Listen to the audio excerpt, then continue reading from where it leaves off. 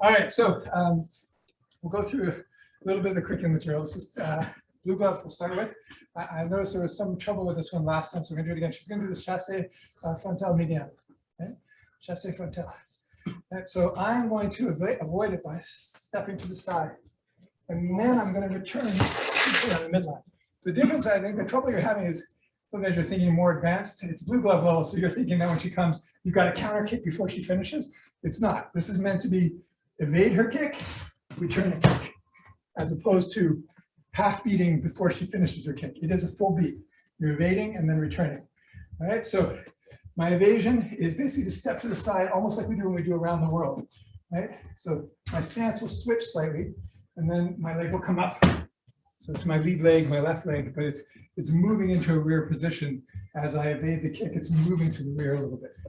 Right? And so I'm evading, but I'm also making the distance to make this kick happen, because yeah. Is this the chassé frontals with the heel for this one? Yeah, that's it. Right. So if I just step to the side and maintain this orientation, my kick's not going to line up right. Right? You see my event? But if I do the side, don't have to kick this time. If I sidestep and I bring this leg slightly to the rear, now it's in a nice position to line up. Right. So the last part is on her end, on the receiving end, you have your choice of how you deal with that foot. You're being judged with on your dealing with the return kick as much as you're being judged on evading the initial kick.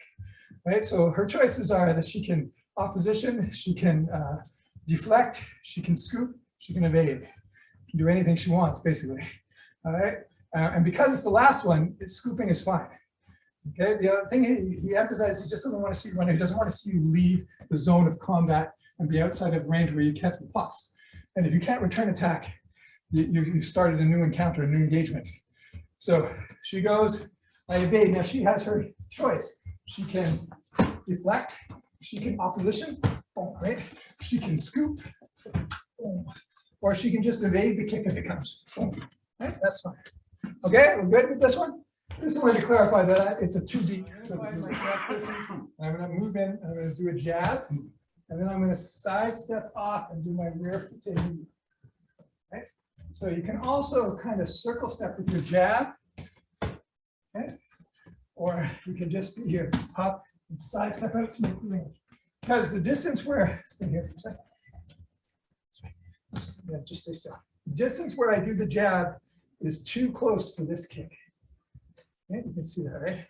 So after I do the jab, I side step out on the midline. Right? So she does it to me, she jabs, side steps that way. Once again, I have my choice of how I deal with the fute. I catch the jab, I can scoop the fute. Right? I can catch the jab, I can do opposition. I can catch, I can deflect. You can also catch, you can ride it, right? Covering this way as well. That's one of the other ones that we can do. Or you can just not be there. Okay? But if you do that, make sure, like I said, it's like I'm going that far back where I could immediately come back in and bust. All right, I can show you. So jab, rear leg fute, jab, side step, rear leg fute medium. Right? Blue glove, I think, I don't know if we did this combo last time. Go back and forth.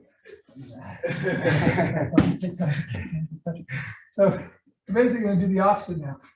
I'm going to find the range to start. I'm going to start by throwing my cross. I'm going to side step out the other way. Right? So once again, I'm going to keep a little more upright like that. But the point is finding the distance, right? So don't fire the cross from here. This is not the real distance.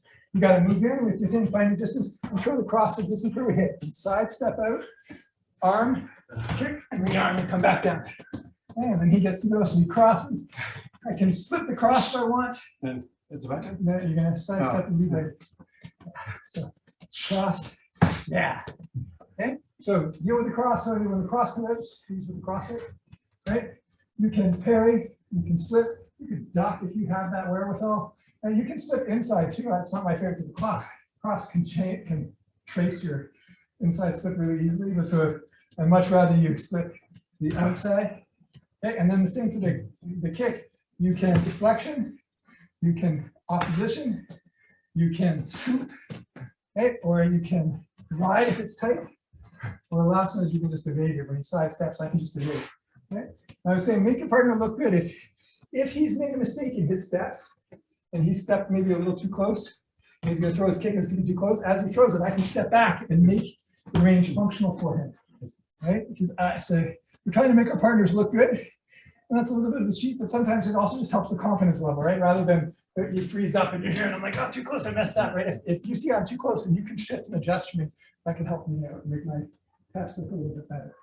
All right, so cross, step out with the rear leg, lead leg, foot tape on the midline. Okay? Yeah, all right.